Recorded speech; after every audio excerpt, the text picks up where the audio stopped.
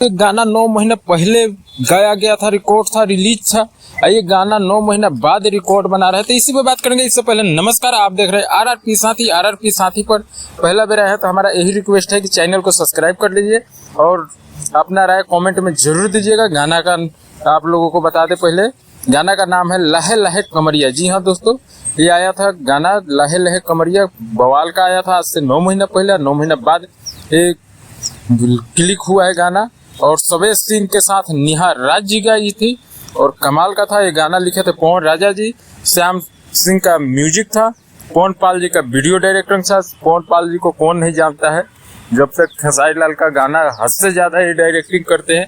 और इनके साथ एक्ट्रेस में थी रानी। जी हाँ दोस्तों, रानी एक्ट्रेस में थी सवेश सिंह के साथ और आप लोगों को देखने को मिली। कमाल का ये गाना था, लेकिन ये पहले नहीं बाजा, अब बाज रहा है।